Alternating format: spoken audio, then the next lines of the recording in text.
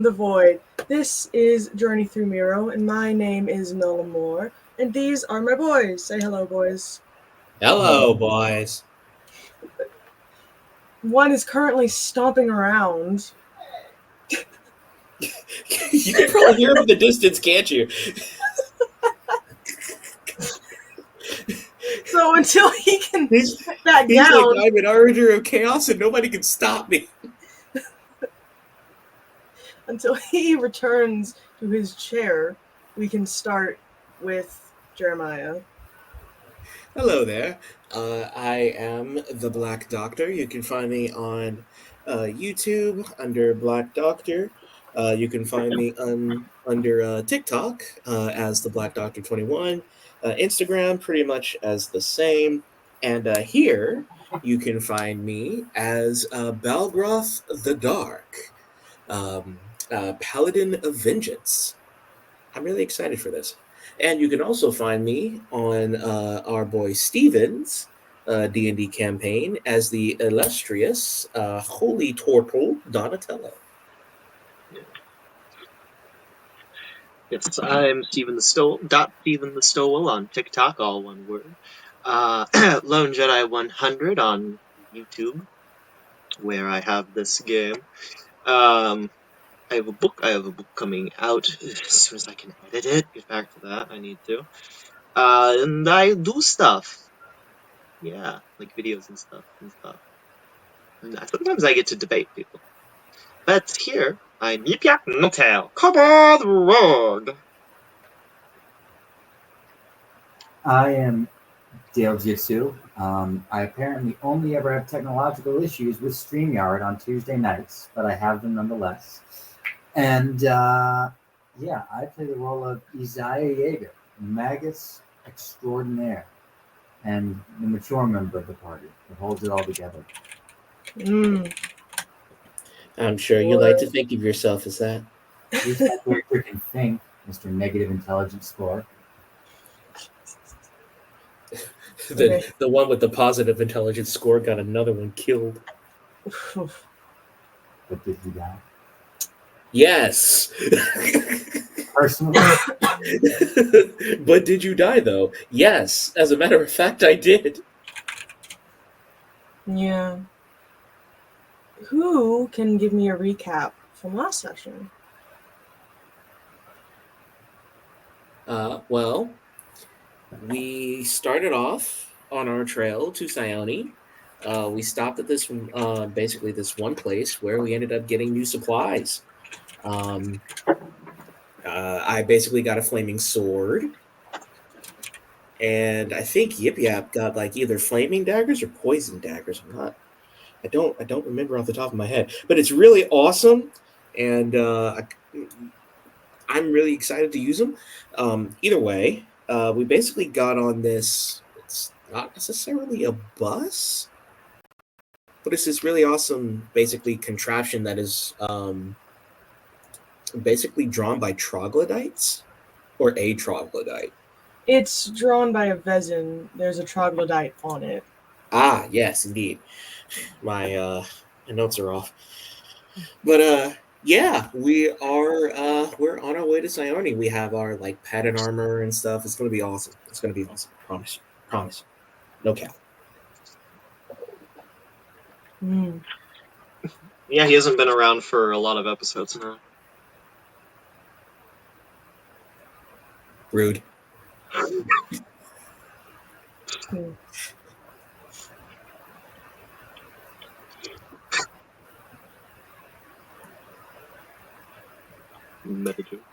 Anyone else? We talked to a salesman, or was that before last time?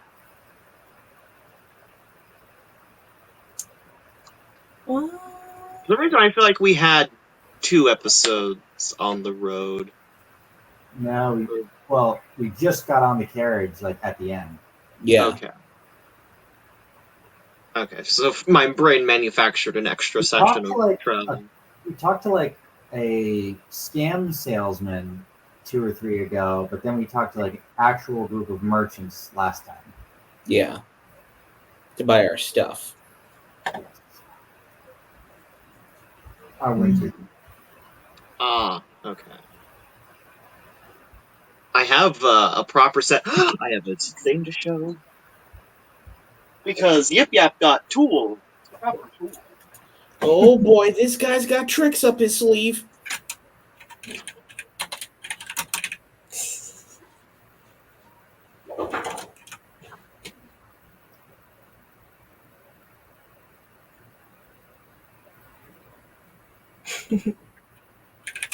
And so did I. Nice. Oh, that's nice. Have you picked any locks with him yet? Not really.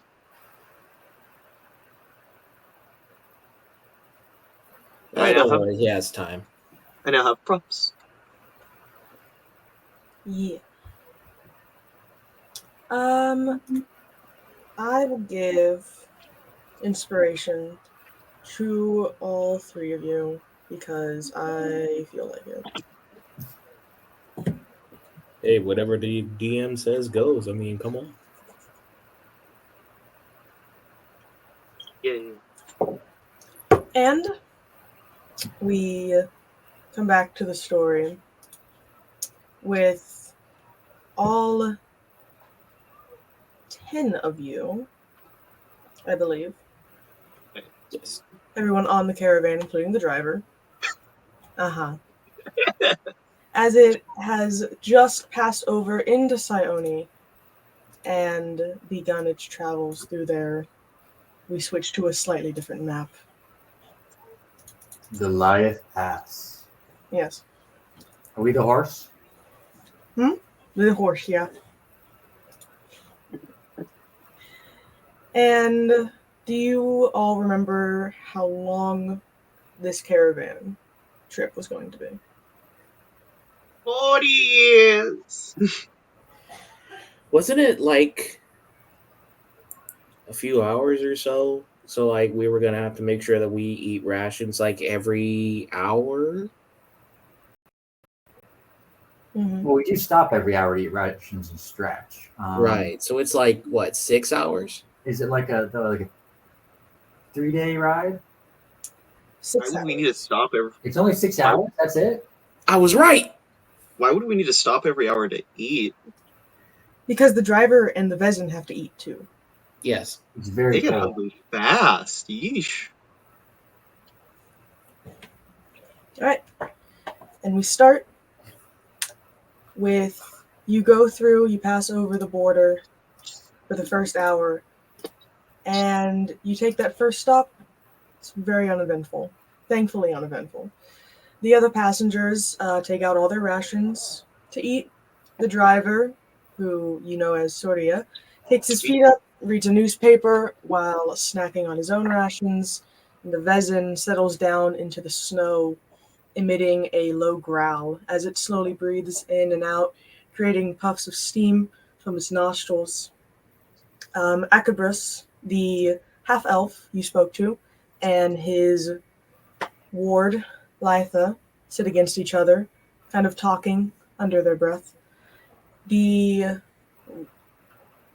Rye that you saw, didn't really talk to, steps off of the caravan for a few minutes, followed by the bugbear, to stretch and sort of vibrate their wings as a way to warm them up. And you have a few minutes of time to eat your own rations and stretch your legs if you so wish.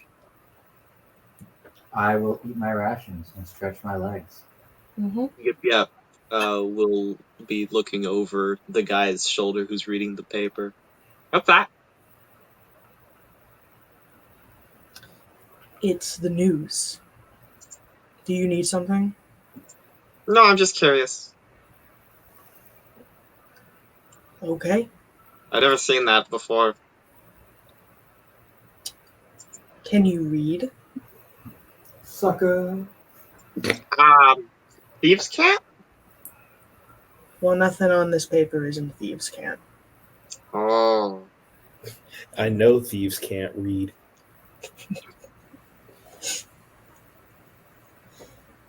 You can return to your seat now. Oh, okay. Balgroth eats his rations and then just steps outside and sort of stares out into the wide open white open space. Yes. You can see off in the distance the beginnings of some forest. You can see the pine trees that reach up into the sky. They grow very close together, creating these very heavily shadowed areas of snow. And you can Hmm. see some bushes that were able to grow out of the snow. And some are actually fruiting. Some have some berries that you can see, red and blueberries. Hmm. That's one of the things that I loved about this place. No matter how dark and damp dark and white it got, uh, life always found a way. Not anymore. Says the dead man walking. Right? Dead man walking. Now only undead lives here. Undead. And for some literally unexplained reason, a lightning strike appears out of nowhere. Does it strike Balgra? No, that's behind it for dramatic effect. Oh wow. When you try to be dramatic but miscalculate. But boy, am I bad at math. After a few minutes, the driver calls for everyone to step back on and take their seats again as he gets the Vezin up and moving. The next hour that proceeds, there's not a lot of talking between the people on the caravan. Dorian is mostly just writing in his journal. He is sticking his head out of the tarps every 10 seconds to look at the surroundings and either draw what he sees, write down what he sees. It looks like he's making a map of some kind on one of the pages in his journals. The half elf and the girl are still talking to each other in those hushed whispers. The bugbear and the troglodyte are sat kind of in the center of the walkway on the caravan playing some kind of game that involves strips of tree bark and pebbles. And the rye looks to be taking naps in between each stop. They're kind of curled up in their seat.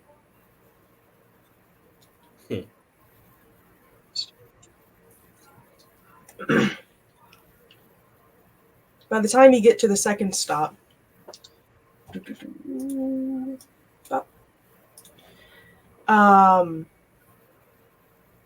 the it repeats again.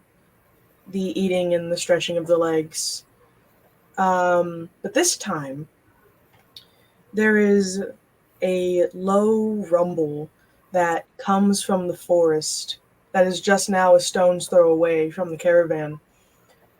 Soria immediately puts away his newspaper and pulls the Vezin to its feet, yelling for anyone who is outside in the snow to get back in. Ooh. The rye is swiftly kind of pulled in by the bugbear, and the Vezin starts to break into a sprint, with the caravan creaking in protest by the fast pace, and you can catch glimpses through the tarp if you roll perception. Ooh. Let's see.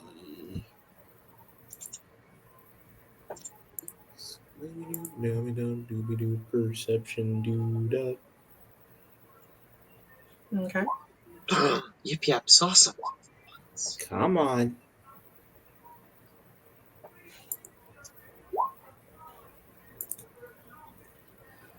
Wow. Through the flaps of the tarp that are they're not held down very well. The bottoms and the sides of them fold back to show you the tree line outside, and in between the tree trunks, there is an entity there that churns your soul as you stare into it. You can't fully make it out, but the glimpses alone you can feel are creating fissures in your mind. And within those fissures, taunting laughter is seeping out as you lose sight of it through the trees. And the Vezin doesn't stop running for at least half an hour before Saria decides it is safe enough for the Vezin to regain a regular pace. So the rye was grabbed by a bugbear? The bugbear that's on the caravan. Like the bodyguard. Oh, Yeah. So it wasn't like kidnapped by the No. bugbear. Okay. No, it was trying to protect it. I see. Okay, all right. That makes sense. No, it's just gone now. Well, I was like, wait a second. Like, did the bugbear just like leave into this scary thing? Wait a minute. Wait a minute. Wait a minute. Who are you? Yip Yap's gonna pull out his dragon scale game and start setting it up. Okay. I'm just gonna. Balgroth is just gonna keep staring at that place where he recently saw. Well, he recently saw that monster, trying to wonder what it is. Oh, that's far off into the distance now. Yeah, he's still staring in that direction. Fair. He doesn't actually see it. He's just glaring menacingly. Yep, as you start to set up the scales, the troglodyte kind of crawls around the bugbear to see what you're doing. And it kind of like pokes at the dragon scales you've set down. Oh, hi. Do you want to play? Oh. It takes a dragon scale and eats it. No. You owe me. It tilts its head and starts to reach for another dragon scale. Stop. No. No. I grab them up. So we're traveling with a straight up dragon, you said? Or did I mishear? It's a troglodyte. Yeah. I remember something. No, not this guy. I remember something earlier when you said who we were traveling with. I swear you said dragon. Do they have the egg with us? Is that what you meant? There's an opiate. That's a furry imp. Yeah.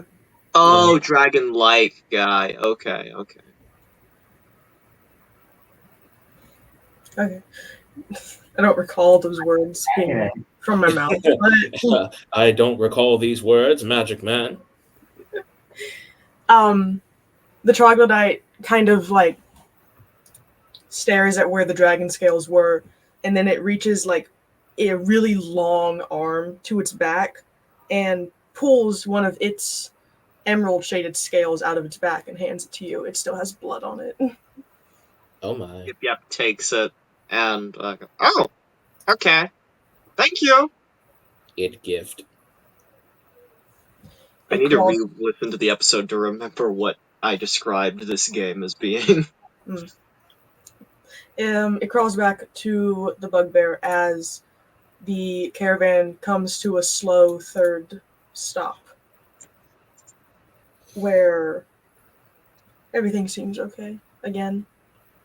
The driver is kind of on edge, but it seems that he deems it safe enough to stop. He goes out and kind of talks to the Vezin, soothing it as it seems very scared.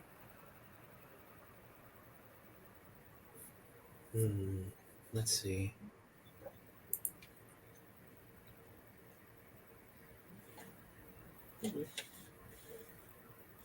Do I have any sense of what that creature would have been, or no?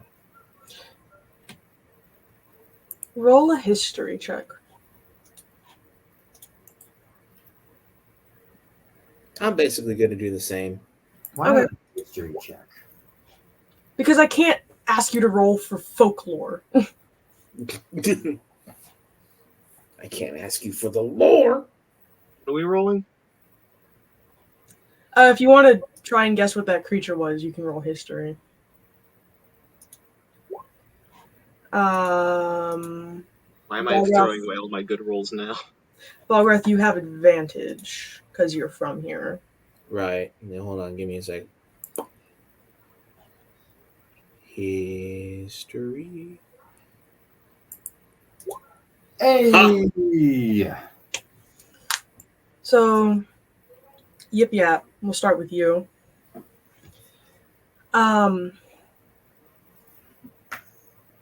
The feeling that creature gave you was as if you were staring into the machine that churns out every nightmare you've ever had.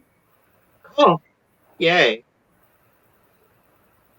You have no idea what it could be. You have no idea where it could be from. You've never been here before. Everything here is alien to you. And with the knowledge of that thing lurking around now, you feel very uneasy about your surroundings, especially the tree line. Yip Yap is just going to pull out Fossil and just... Isaiah, you have heard stories of people going missing in these woods for a few world cycles now. There has never been a solid case for why they've been going missing. A lot of the cases have been chalked up to just hypothermia, getting lost in the woods, getting eaten by an animal. But the more superstitious people you've overheard or talked to yourself say that there is something responsible. There is a creature of horrible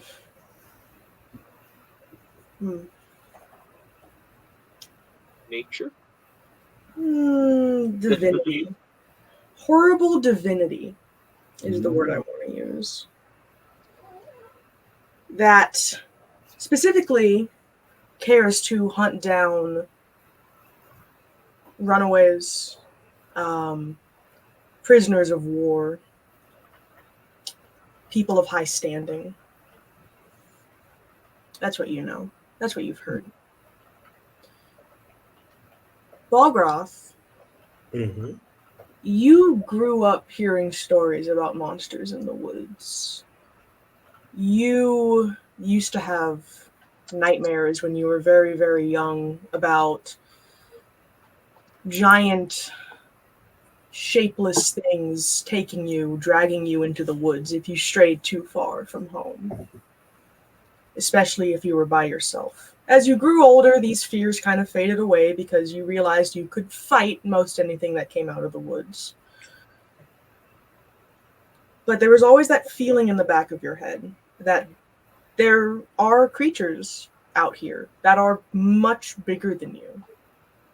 And while they're all mortal, as far as you know, that feeling of irrational fear seems to be personified in whatever entity you glimpsed through the trees earlier.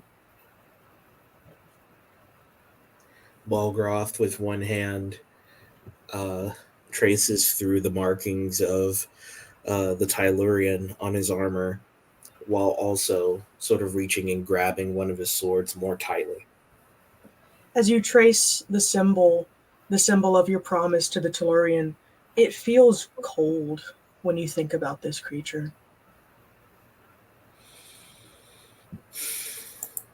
Balgroth closes his eyes and concentrates, almost silently praying. I know with your help, I could beat this, but that does not mean I want to. Please don't make me fight this.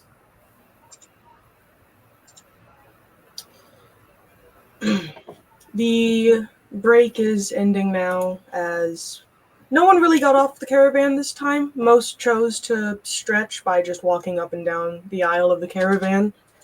other than Surya, who left to soothe the Vezin. He climbs back on and they get walking again for another hour. You get closer to the tree line during this as the forest kind of curves, almost growing over the path that this caravan is taking, but not quite getting in the way yet. And then you come to your fourth stop. Now a habit, you eat, you stretch. The chill of fear seems to have subsided in the Rye, and Dorian has also chosen to stretch his legs outside. The tree line is right next to you. Dorian is actually leaning against a tree as he writes down in his journal, looking up into the branches every now and then. You start to hear something that you haven't heard yet on this journey, which is the sounds of wilderness, surprisingly. You hear birds for the first time since crossing over into Sione. Specifically, crows that are up in those trees. Not a huge group of crows, an average-sized flock, dotting the branches, staring down, most likely looking for something to eat, or just watching, as crows tend to do. And you all can roll another perception, if you'd like. Call.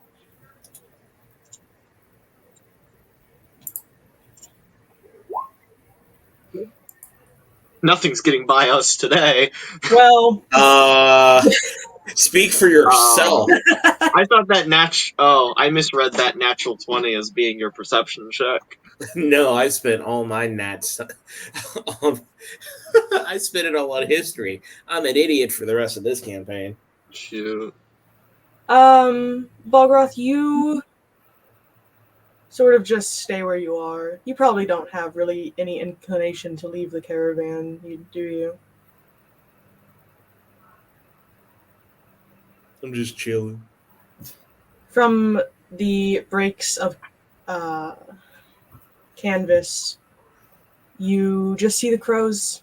You see some dive down and they come back up with small animals in their claws, bringing them up to be killed and eaten, as is the way of nature.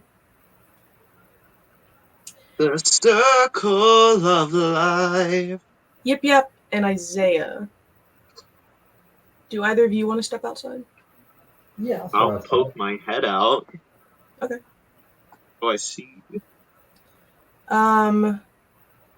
With Yip Yap's head more out of the canvas and Isaiah actually standing out into the snow, you two catch sight of a crow a little ways into the forest that dives down to try and catch something, but it itself instead becomes caught.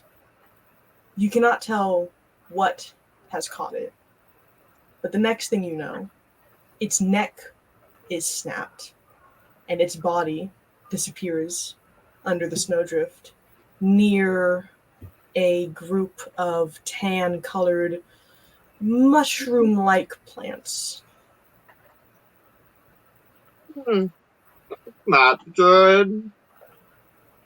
That's not good at all, guys. Does this look at all like the fungus or mold that was messing with us in the cave a while ago? Nope. These are like kind of spatially apart, but still kind of growing in clusters in a way. Mm-hmm. They're about fist-sized. And from the distance, you can't tell exactly, like, if it's a mushroom, if it's some leafless plant that's been growing. But Dorian catches sight of it too, and he kind of walks over to where the crow disappeared under the snow. And he stops and kind of bends down to examine the plants there. And he looks scared. I'm gonna walk over to him. Pardon me, Dorian. What seems to be the concern? He looks up at you, and then using the pencil that he has been drawing with and writing with, he holds it like near one of the plants, and very, very quickly, you see that this can't be a plant, because it reaches up and grabs the pencil from his hand with a hand of its own. Ooh. Tan-skinned and fingernails and all. Huh. And it cracks the pencil in two before closing into a fist again. Oh, that's not good.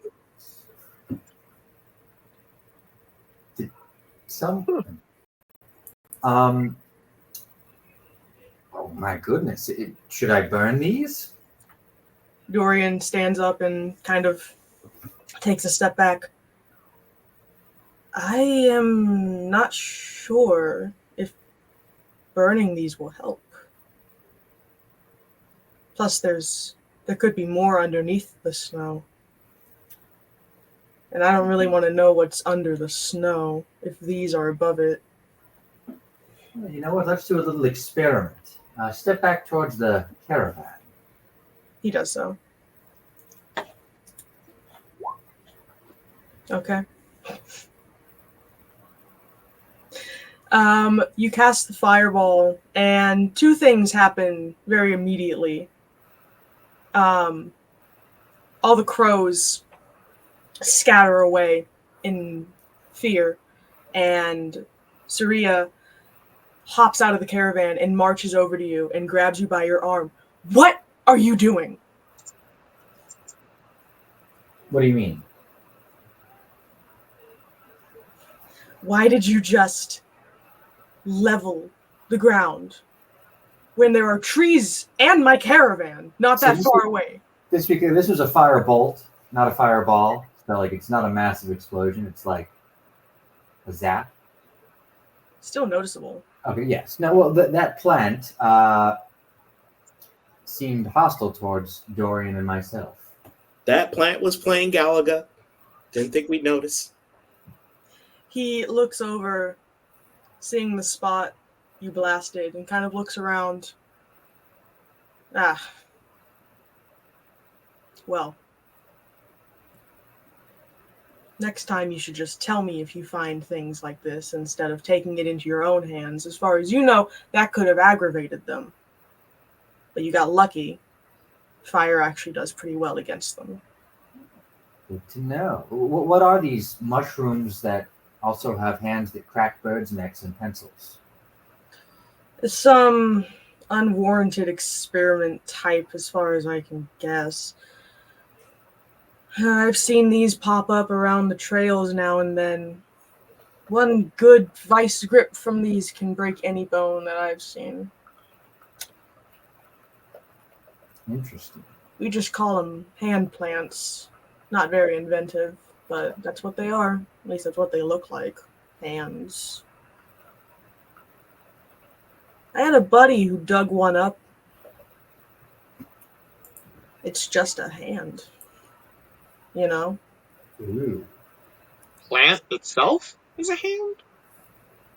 Yeah. From the wrist down, it's all roots. From the wrist up, disembodied hand.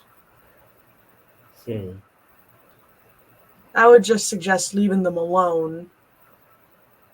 Something probably eats them. And if it doesn't, I've never seen more than just a couple in one place before. Interesting. Leave it to J. Cole, it might be too grippy. Anyway, let's get back on the caravan. We're leaving again. Good. Very well. I'll get When back they on. come in and they see Balgroth is just sitting there like, so what happened outside? This, Hand plant. Is there anything not strange in this place? You're from here, dude. I knew I mean, where to go it's to. me.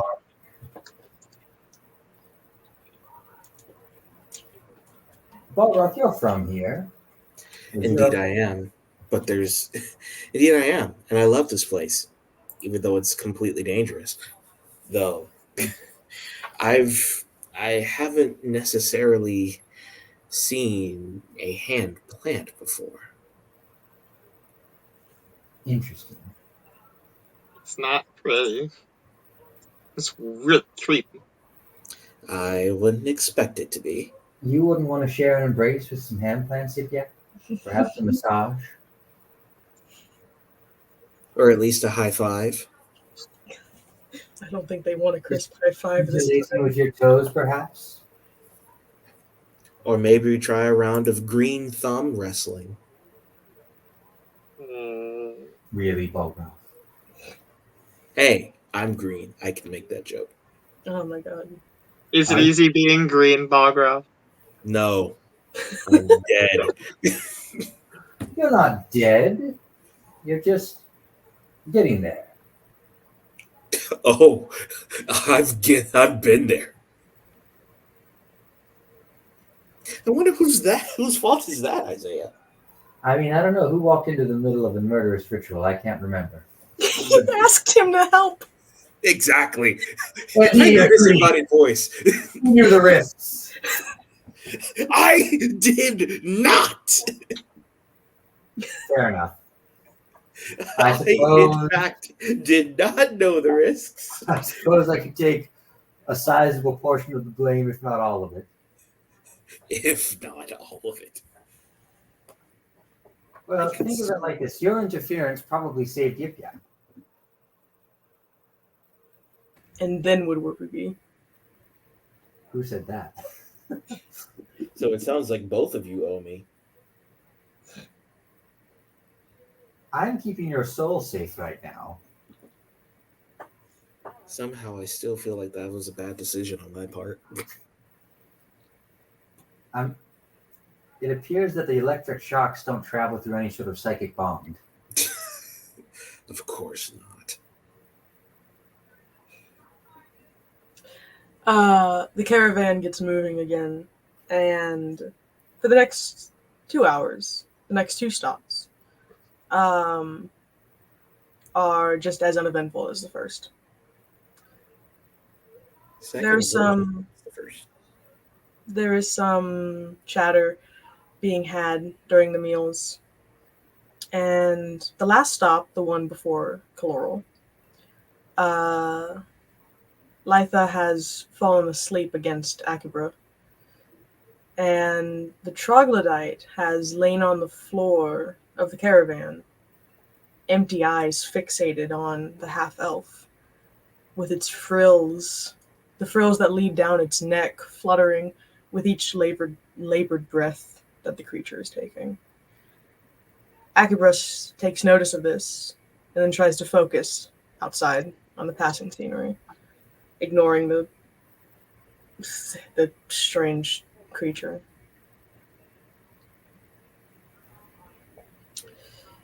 And just past the windows, you can start to make it out. You see the bell tower first, the old bell tower of Caloral coming into view. Your final stop on the caravan. For the others, you don't know. The caravan pulls through into the town, and you get your first good looks at it. Through the tarp of the caravan, you see that the town itself looks distraught. You see many orcs, humans, Ursayans walking around with their heads down. The buildings are haphazardly painted white or faded blue, either in an attempt to make the town look abandoned or to camouflage it against attacks, goblins. Many folks eye the caravan warily, catching glimpses at you between the tarp before fixing their gazes back to the snow. There is a church, the chapel, of which the bell tower is atop, slanted, albeit, and within, a cracked bronze bell is sitting surreptitiously among the shadows of the darkened wood. At the side of the church is a large rectangle of rusted iron fencing with a cloaked man lazily brushing and shoveling snow from upright slabs of stone. His face, for now, is hidden by a large brimmed black hat. And for a moment, as you pass, he looks up and you see glassy eyes swimming in sunken sockets in a thin black beak. But he just as quickly returns to his work, hiding his face once more. And then the ride comes to a stop. No one else stands up. It seems everyone else, including Dorian, are planning on continuing past this point.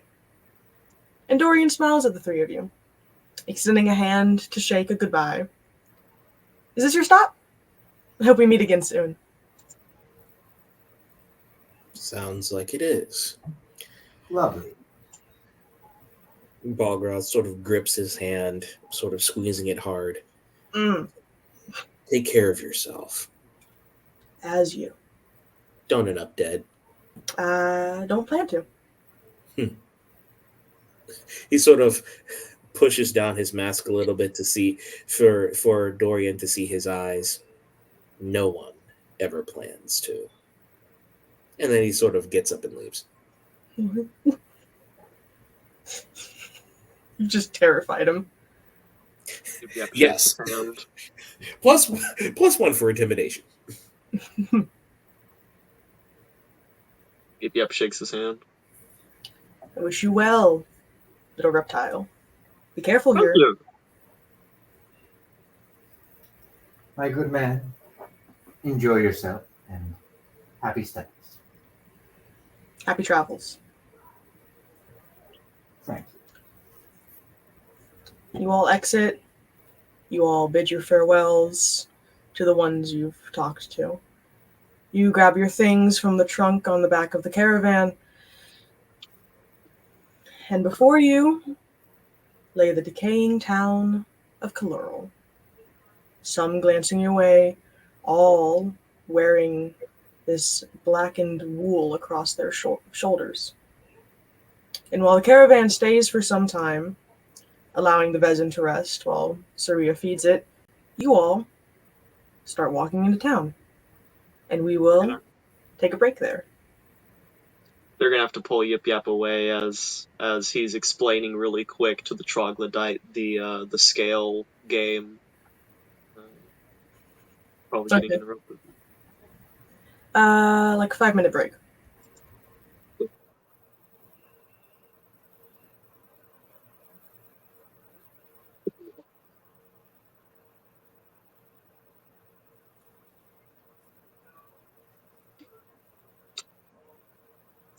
Dale. Yes. So I'm working on if I did a Batman trilogy. Mm-hmm. And like I did a rewrite of the sequel trilogy. And I want to turn both of those into an audiobook. For the Batman one, would you maybe be interested in contributing a voice? Yeah, sure. What kind of Batman character do you think you could maybe fit? Oof. I don't know. Let's see. I'm trying to think of. So I was actually the voice of the homeschool curriculum, so I can do an official very monotone voice. I used to I be. could. Miro. What's that? I should probably. It might be easier if I just read the cast Yeah. list so I you used to can. do Joker impressions, but really, I don't know. I'm open to anything. So there's naturally a Bruce Wayne. I'll want to do Joker's voice. There's Commissioner Gordon, Alfred, the Penguin, Harvey Dent, um, a random a joke character from the comics called the Penny Plunderer, Excellent. and Thomas Wayne. Ooh, interesting. I do also already have fan castings for if I could make this a movie. Well, who do you think I would be most suited to? Because obviously, your interpretations of the characters are gonna, determine a lot of that anyway. And me. That's fair. I don't know. I need to hear a sample of something other than your regular voice, I guess. If we're just going with natural voice, I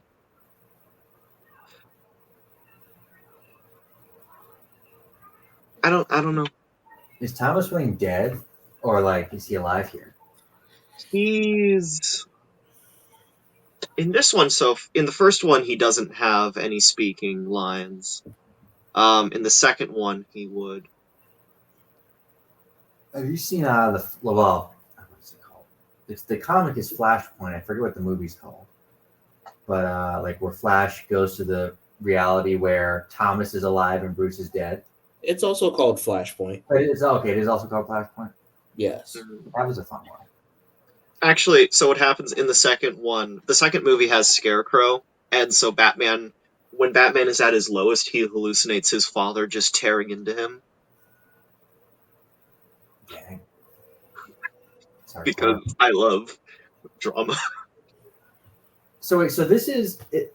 So this is like your own Batman trilogy, but it's Yeah. not like it's not a.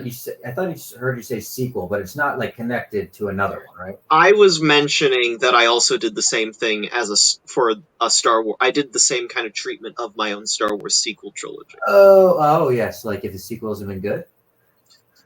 If I'd written them, which mostly took from the EU and Jedi Academy. Well, at least wouldn't have been as bad. Right. It Yeah, would have been I get great if I had. Um, Please tell me the Vengeance Saga is coming out on Halloween.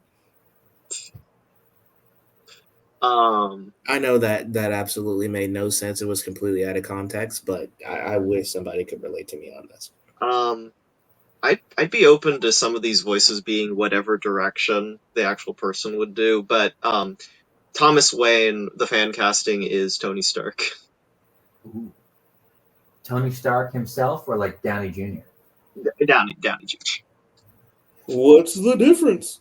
Get fictional characters to voice other fictional characters. But this one only appeared in the comics. How will you know who he sounds? It would be perfect. Right. Trust me.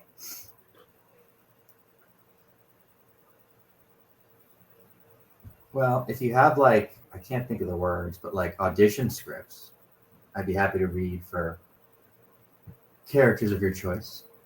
That's Ideally male characters. Right. Oh no, I thought you could be Vicky Vale. Listen, I could probably do a mean granny goodness, all right?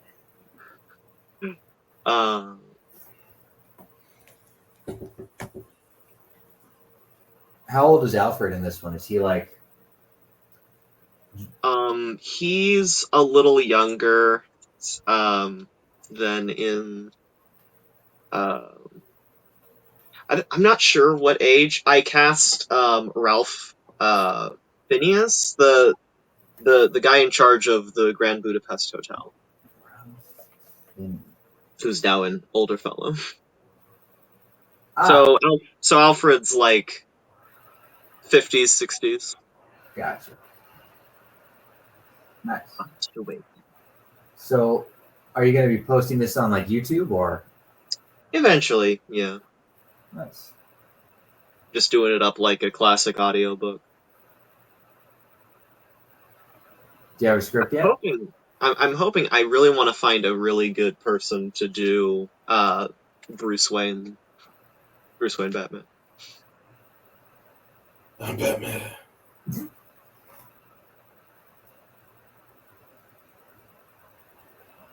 How's your how's your what's the right simple terms to describe Bruce Wayne? Billionaire, playboy, philanthropist. Yeah, how's your playboy billionaire voice?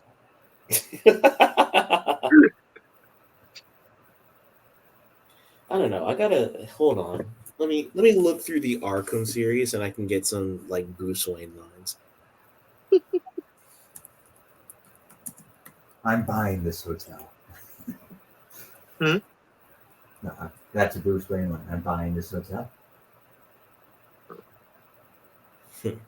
I could barely hear the last few things you said. Well, hopefully I'll fix my mic someday or whatever. That I don't. I think it's just StreamYard because they don't have this problem on. I always have problems with StreamYard.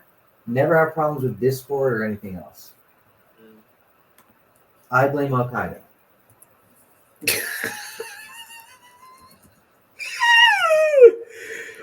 Oh, why? You good there, Doc? That's still pretty good.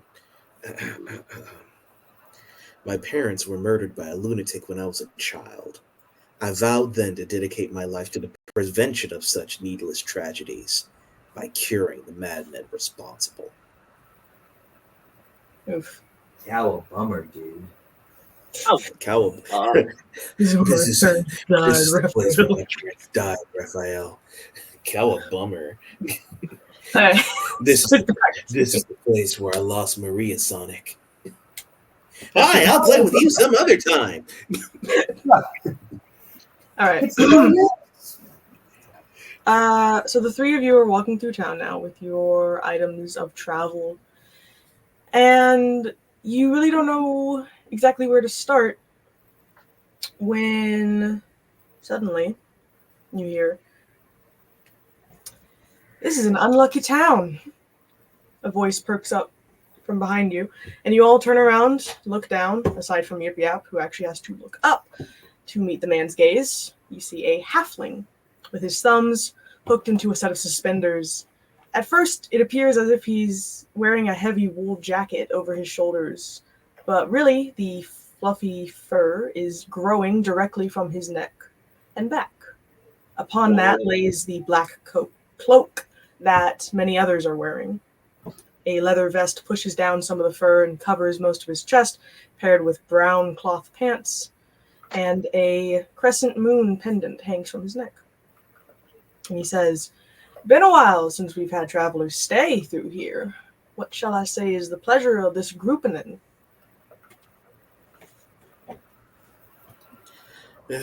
We're just out here looking for some particularly important people.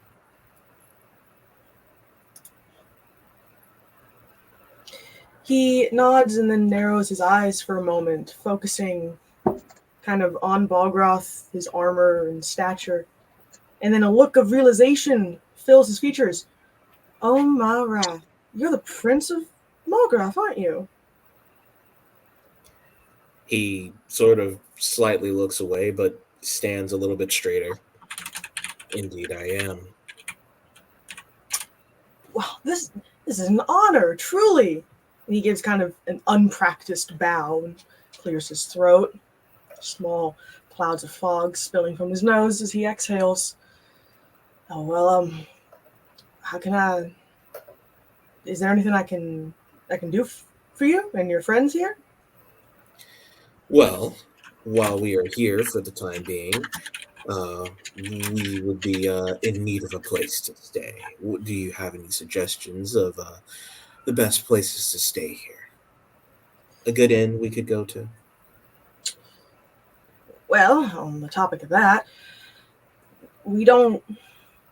Our last inn got burned down a while back. It's currently being rebuilt. So a lot of housing has been moved to the chapel for the time being. I could... Sure, I could set you up there for at least a night. Maybe talk around with some folks here and ask if they would give room and board for you and your friends? That sounds sufficient. Of course, you said we would have room in the chapel. Which god is worshipped here? He looks over to it, kind of has this sorrowful look on his face. Um, it's an old chapel. It was built up near the start of the town, originally to worship the Triad, but not many folks stuck around worshiping them. Sometimes we get drifters that do. They use the altar, all that.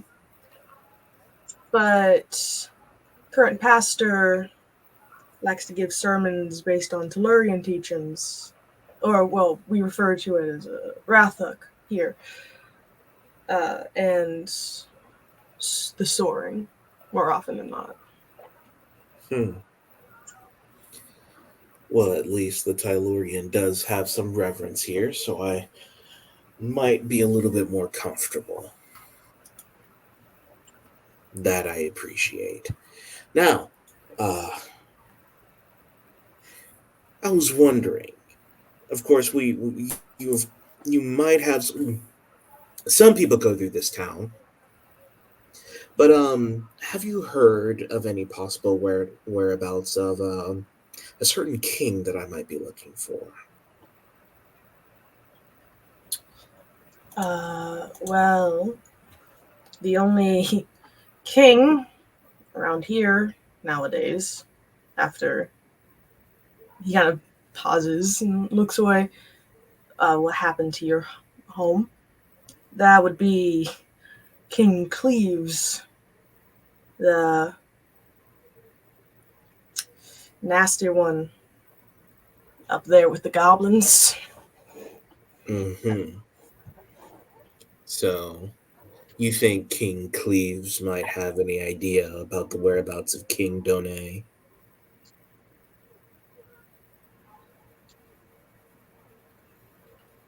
I think that that's actually his real name.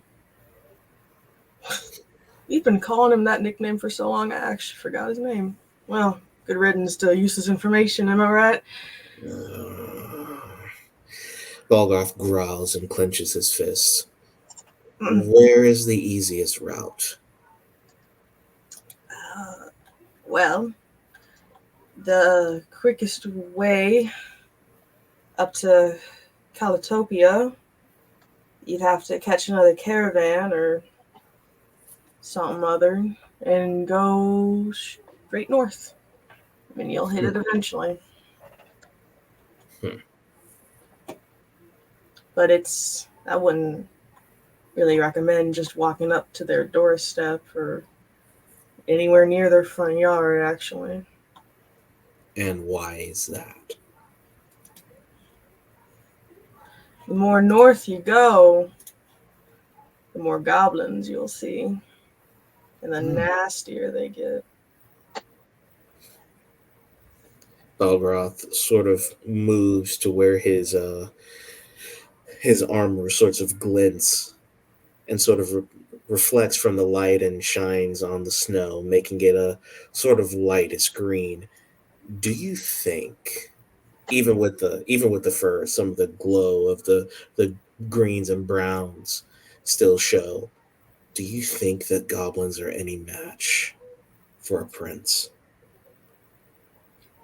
Well, no, Your Highness.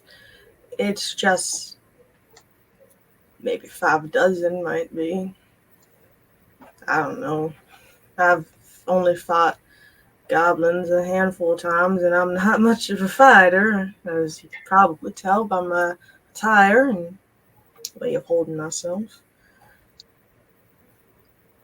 I Hmm. just, I just don't want any harm to come of you. Is all. Hmm. Sure.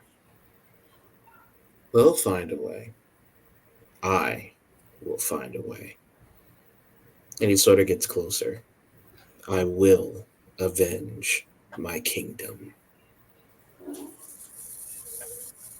And I wish you great luck in that. I do. You're Your father was a very good and kind ruler. Never met him. Heard a lot about him, though. Sort of looks down, reminiscing. Indeed, he was. You probably would have liked him. Oh, Anyway, the church. right. Well, first off, my manners. I apologize. My name is Brendan Digsbuck. I'm the mayor here. And of course, I already know your name, sire. But who, may I ask, are you traveling with? Balgroth gestures to Isaiah and Yip Yap. Yip yap, no tail. Come on! Come on!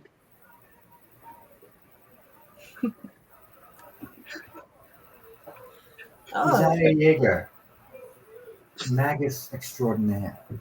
Pleased to meet you, Mr. Mayor.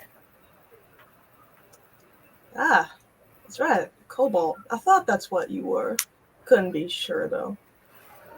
You really are bundled up. And also, Yeah. you don't have a tail, son. I just realized Yip Yap was going to be in disguise while he was here. I suppose it's too late to retroact that What he were was. What were you gonna disguise yourself as?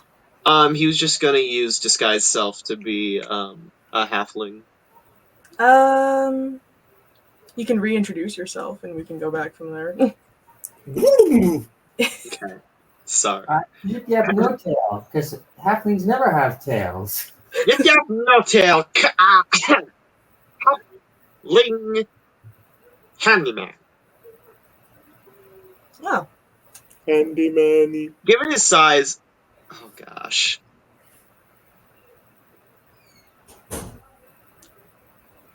So I had to look up to this halfling. he's like not by much. He's like almost 4 feet tall. You'd be up to like 3 feet, right? 2.5. Oh, well, I should go with gnome, shouldn't I? maybe. Okay. Yip yap, no tail. Kanaf. Gnome. Kobo. Gnome. Gnome. Yes. Well, it's nice to meet the two of you. As I said, I will show the 3 of you to the place where you can stay. And he starts leading you to the chapel. More specifically, you're led to this kind of branching off building from the main chapel. Inside here, it's not much warmer. There's insulation and there's warmth from like just how many people are in here, but you still need your like jackets and stuff in here. And across the floor in the hallways and in a lot of rooms, there are just cots scattered on the floor near dead pyres that have been burnt into the tile ground. And Brendan wrings his hands before opening one of the few closed doors. This room is well kept. It's drafty, but it's big enough for the 3 of you and your accoutrement. He smiles nervously at the 3 of you, mostly Balgroth. This is the best I can offer at the time. It's not too well made up, but it's what I got. Balgroth sort of looks around, just imagining putting on his pompous, his most pompous attitude as possible. Sort of looking through every single nook and cranny of the place. He then turns back to the mayor, sort of towering over him. It is sufficient. Thank you for your hospitality. Of course. And as I said, I'll ask around and see if any folk can offer empty rooms if you're going to be staying much longer. This isn't adequate for a prince and his company. I agree. But thank you again for your service. May the Tellurian bless you. Also you. He says very quickly and then bows and dips out of the room, closing the door behind him.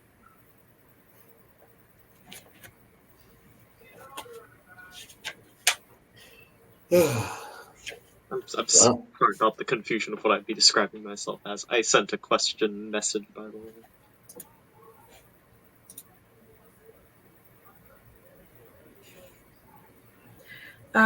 It looks like they look like gnomes. I don't know how to answer that question. Like Travelocity, or like I depict gnomes? Like Velocity. Okay. They look like, I don't know. Does You ever that mean seen you can Romeo and take your Juliet? trash? okay, like that. You ever watch Romeo and Juliet? I know what it looks like. I don't even know what Sort a of. gnome is. I know of Romeo and Juliet. Oh, I love it. It's such a good movie. Yeah, it's great. Okay, so I actually don't have to change my model that I did. Okay. Are you making Yip Yap Gnome in Hero Forge right now? Well, not anymore because what I did to make Halfling Yip Yap is just fine. Okay. Well, with that, we can wrap up the session. You guys can have any in-character conversations you want to have, of course, before we go. If there is any to be had. So, how big Balgar is sort of looks at. You go. What was that, Isaiah? Balgroth, you were a prince here, but I assume not over the whole region. What was your association with this area? Well, my father was known to make many alliances with a lot of the people of this land. So they know me, and of course they know my father well. He made alliances with a lot of the leaders throughout the land, most likely that mayor, some of the governors, and even really a delegate of the people that we call the Goliaths. I've never actually met them, but they're really apparently really daunting. And of course, it was my father's kindness that eventually led him into the unfortunate manipulations of King Donay. So, I mean, it's both a blessing and a curse. What were the manipulations of King Donay? Well, we made a treaty with King Donay and his kingdom of goblins, and he sort of stands up and shrugs his arms. You see how that happened. I knew that his contact was cut off after some sort of negotiation for border access. Yep, exactly. Once we were kind enough to allow them into our borders for trade, they ended up trading a lot of things, including our lives for theirs. That sounds rather right-wing of you, but all right.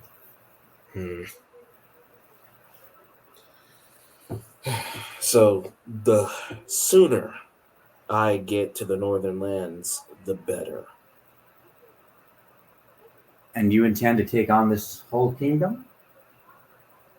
If I have to. Do you think these might be the same? Well, no. Yip Yap feuded with goblins, but they weren't the ones that actually attacked him. No, I don't think these belong to the same adventuring crew.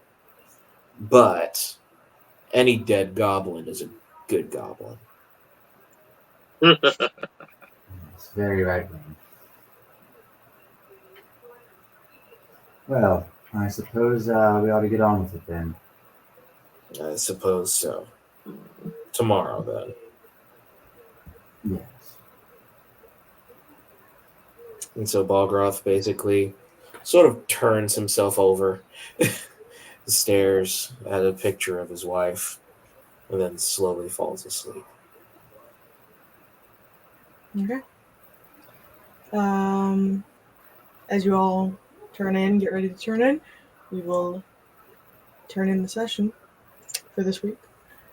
And hopefully can come back next week if I'm not dead.